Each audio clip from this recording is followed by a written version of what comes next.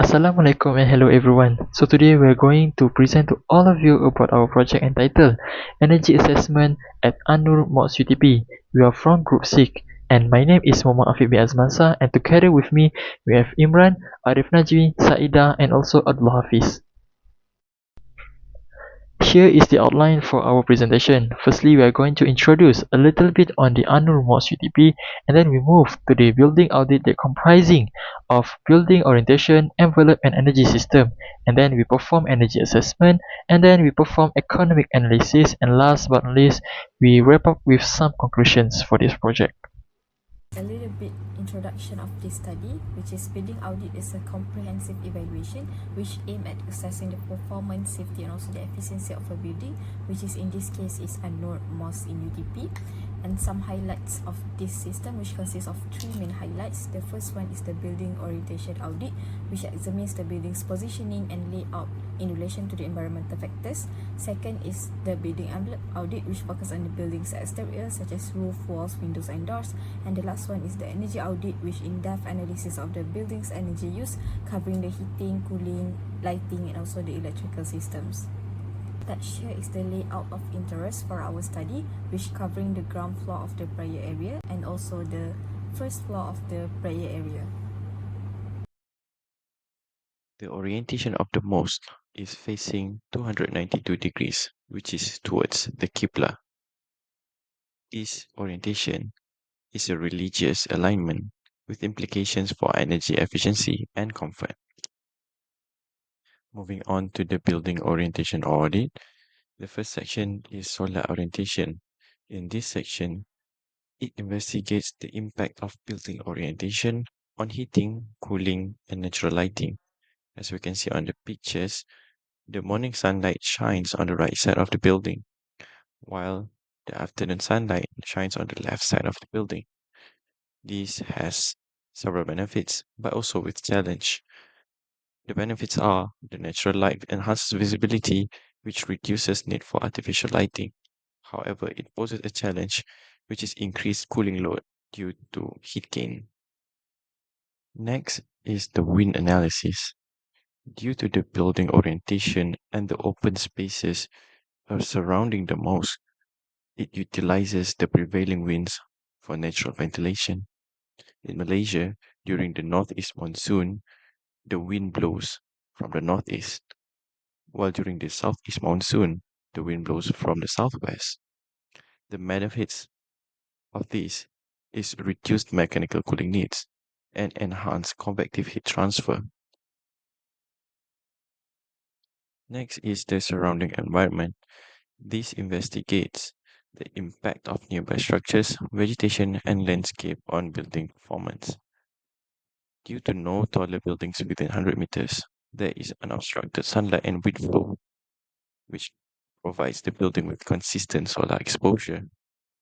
Due to lack of tall trees, there is no natural shading, which increases cooling load. However, it is notable that there are existing small roofs surrounding the building for shading, and this reduces some thermal load from direct sunlight. Also, the surrounding lake causes cooling effect from evaporation, hence it stabilizes the temperature fluctuations. Next, I will be presenting on the building envelope audit, specifically on the building characteristic and constructions. The first one is glazing orientation. Glazing orientation refers to the direction in which the windows and other glaze surfaces of the building. Proper glazing orientation is a crucial element in passive solar design, aiming to optimize the building's thermal performance and reduce reliance on artificial lighting and heating cooling systems. An-Nur Mosque UTP can be divided into 5 sections. The right space of the men's prayer space is facing 22 degree northeast. The left space of the men's prayer space is facing 202 degrees southwest. The back space of the men's prayer space is facing 112 degrees southeast. The middle space of the men's prayer space is facing 292 degrees northwest. And lastly, the women's prayer space, which is located at the first floor, are facing 3 directions, which are 22 degrees northeast, 112 degrees southeast, and 202 degrees southwest. Next is cooling zones. Cooling zones refer to specific areas within a building that are managed to maintain temperatures, primarily for comfort and energy efficiency. The air conditioning system for the mass spray space is designed to efficiently cover both floors of the building, including the second floor, which is the women's spray space that overlooks the first floor.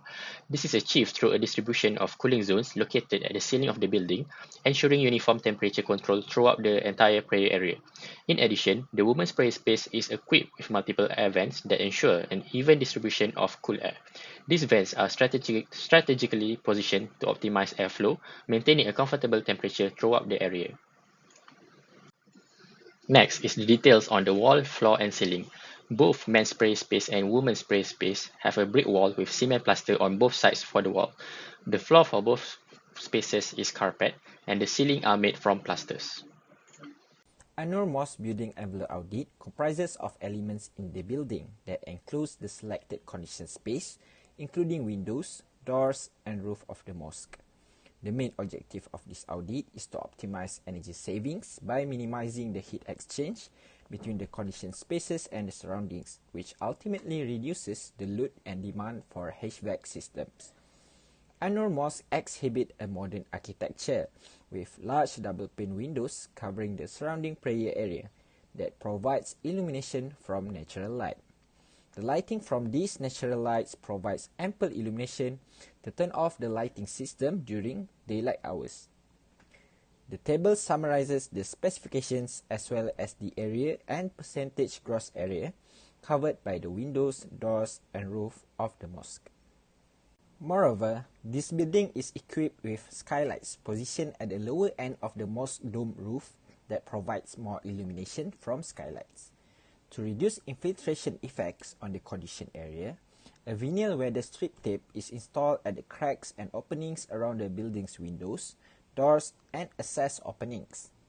And the following table summarizes the weather stripping conditions, daylighting, skylighting, as well as the percentage of skylight area on the windows, doors, and roof of the mosque. An-Nur Mosque is equipped with air conditioning system that is sufficient to supply cool air to the both of the floor areas, including men's and women's prayer area located at the first and second floor. The door and window frames are well insulated with vinyl weather strip insulation tape that is significant in sealing gaps around the windows and doors area to efficiently prevent the infiltration of hot air from the outside, while also maintaining the cool temperature inside the prayer area by restricting the flow of conditioned indoor air. Ultimately, the weather strip installation will enhance energy efficiency by minimizing the load on HVAC system, leading to reduced energy consumptions and lower utility costs. Based on the building envelope audit, it is observed that the weather stripping insulation is in good condition without any stretching signs. However, it is noticed that the surrounding glass windows and sliding doors are not tinted. This will significantly induce the heat flow through the glass due to the sun's radiation energy. Consequently, the radiant energy will increase the solar heat gain, causing more energy load is required from the HVAC system to maintain the cold temperature of conditioned areas. A range of tinted and reflective polyester films can be installed at the windows and sliding door surfaces to provide solar control for the existing clear glazing, which will reduce the solar heat gain during daytime. Infiltration refers to the process by which outside air enters a building unintentionally through leaks, cracks, and openings in the building envelope, such as windows, doors, walls, and roofs. For this building, the doors on all sections are the same, which are glass door. Each glass door has an area of 21 square feet. Based on the table, the glass door in a 1 and 2 story building has a CFM value of 30 CFM per square feet. Therefore, we can calculate the heat removal using the formula, and we got heat removal equals to 51,030 BTU/HR/door. Moving on to the building energy audit. As you can see in the picture, the prayer space format is divided into 3 parts, which are the right, middle, and the left. And this division is important because the space is large and dividing it enhances the accuracy of the audit. For the women prayer area, it doesn't require such division because of its smaller size. For the wind speed analysis, the left space of the mosque recorded the highest average wind speed, likely due to its location near open space with fewer barriers. In contrast, the front mosque area had the slowest wind speed due to being enclosed by the building. Overall, wind speed across all locations were relatively low, providing comfort to the students without causing any discomfort. Moving on to the light level analysis, adequate lighting is crucial in a mosque for enhancing visibility, productivity, and comfort during sermons, prayers, and Quran reading. The right space of the main area recorded the highest light level because of the direct sunlight. As we move toward the left side of the mosque, the light level slightly decreased but remained within acceptable range. According to IES standards, the recommended illumination for prayer spaces is between 538 to 1076 lux. Our findings show that the right, middle left and women's area achieve this lighting condition. However, the backspace of the mosque with the only 296 lux falls below the minimum requirement, indicating a need for improvement. Moving on to the indoor temperature analysis, the comfort range for air-conditioned spaces is between 22 to 25.5 degrees Celsius, and we found that all indoor prayer areas in the mosque are fully air-conditioned. The middle area was the coolest, while the right space and the women's area just within the acceptable limit, and it perhaps required attention. And it's also important to take note that adjusting temperature based on the number of occupants is important to maintain comfort and optimize utility bills. Moving on to relative humidity analysis, humidity levels significantly impact the perception of indoor temperature. High humidity can make the air feel warmer, while low humidity can make it feel cooler. Our data shows that all locations fall within the comfort zone, indicating that the mosque temperature and relative humidity are well adjusted to complement within each other. In order to calculate for the total energy demand, which considering two main elements, which is the lightings and also the air conditioning system, in which for the lightings it consumes around 10 watt per hour per unit, and it in total it consumes 1680 watt per hour. Meanwhile, for the air conditioner, it is 5000 watt per hour for the central unit, and in total, by assuming that the mosque operated for 2 hours per day, hence it is 10 hours per day of total operation, and the total energy demand is said to be 66.8 kilowatt per day. Next, we look into the improvements that are possible to be made to ensure the energy efficiency, which is the first one is the shading device. For example, we are using the thermal curtains, which is it has a foam layer within the curtain that acts as a thermal insulator, and it works by slowing down the movement of heat through the window. And the impact is that it can maintain a more stable indoor climate and leading to reduce the energy consumption for both heating and cooling, and it decrease the building's overall carbon footprint. Second one, we can implement the smart lighting controls, which as shown in the picture, it is an occupancy sensor. It works by detecting the presence of people in the designated area, and then it will automatically controls the lighting and other system based on the occupancy status. And then the impact is that it can reduce the unnecessary energy usage. Second, reduction in electricity consumption, which reduce the electricity bills. And third one, it can reduce strain on the lighting features, which is it can lower the maintenance cost as well. The third improvement that can be made is the weather stripping, in which currently we are using the volume weather stripping, but the improvement that we are suggesting to use the rubber weather stripping, which is create a seal around the openings and preventing the air leaks, which is the impact is that it can effectively preventing drafts, moisture and also dust infiltration. Second one is can maintain the consistent indoor temperatures, reducing the load on heating and also the cooling system. Enhancing the energy efficiency of An-Nur Mosque involves retrofitting process to upgrade the existing structures or facilities to improve the functionality and performance, which will ultimately reduce the building's energy consumption levels while maintaining comfort and meeting the environmental requirements. The table demonstrates the cost breakdown for the retrofit plan at An-Nur Mosque, involving the procurement of thermal curtains, Venetian blinds, smart lighting sensors, and upgraded rubber insulation strips. Overall, the total retrofitting cost is estimated to be approximately Rm 75,500, including fixed and variable costs such as the installation, maintenance, monitoring system, and permit fees. A comprehensive overview of the total cost saving acquired when implementing the retrofitting measure at An-Nur Mosque is illustrated in the table, assuming that the energy tariff from Tenaga Nasional Berhad is around Rm 0.5 per kilowatt hour, These retrofitting measures accumulate an annual cost savings of Rm 34,675. Apart from financial benefits, the retrofit measures reflect the commitment to energy efficiency and environmental sustainability by maximizing electrical consumption within the building. The installation of smart lighting sensor shows a proactive approach towards energy efficiency, since this device minimizes the working hours of the lighting system in response to real-time occupancy patterns. The table demonstrates the reduced electricity costs associated with the implementation of smart lighting sensor, specifically for fluorescent lights UI, and LED lights. And ultimately, the installation of smart lighting sensor accumulates a reduced daily power consumption of only around 278.8 kilowatt hours. I will continue the presentation with the feasibility and payback period. The payback period for the An-Nur Mosque at UTP's retrofitting project has been calculated to determine how long it will take to recover the initial investment through annual energy savings. The initial cost of the project amounts to RM75,500, with projected annual savings from energy efficiency improvements estimated at RM34,675. The payback period is calculated by dividing the initial cost by the annual savings. This results in a payback period of approximately 2.17 years, indicating that the mosque will recoup its investment in just over 2 years through the savings generated from the retrofitting efforts. The calculation of the net present value for the An-Nur Mosque retrofitting project is essential to evaluate its financial feasibility and long-term benefits.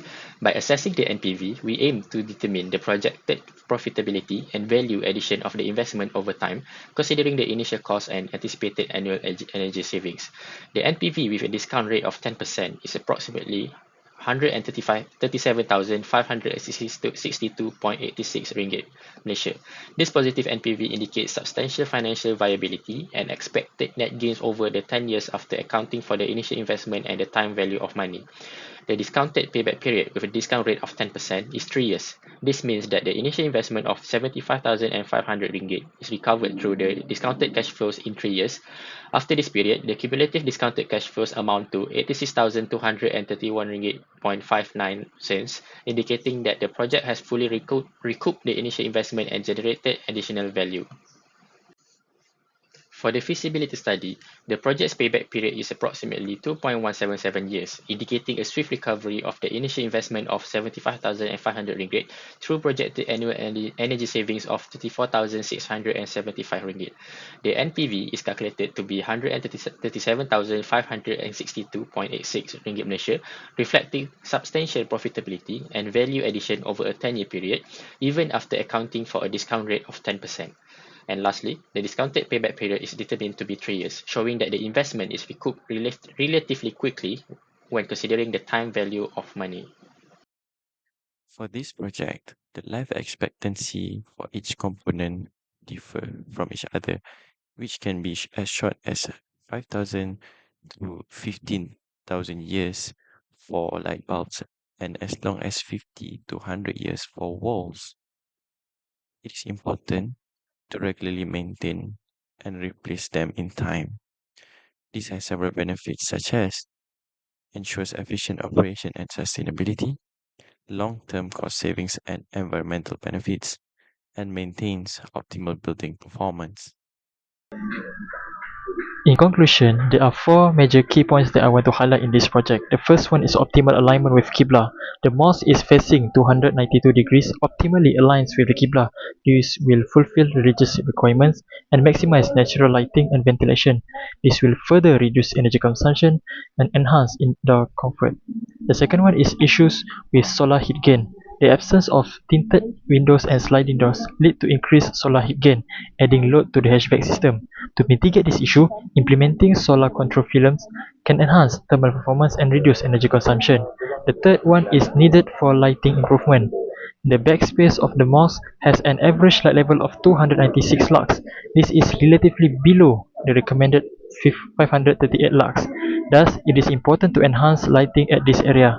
The fourth one, the economic viability of retrofitting. The retrofitting project is economically viable with a payback period of approximately 2.177 years and a positive net present value of 137,000 and a discounted payback period of 3 years. In conclusion, the building audit at An-Nur Mosque UTP identifies critical areas for improvement and provides actionable recommendation. Implementing these measures will enhance energy efficiency, reduce operational costs, and promote environmental benefits, making the mosque a model of sustainability and comfort. Thank you.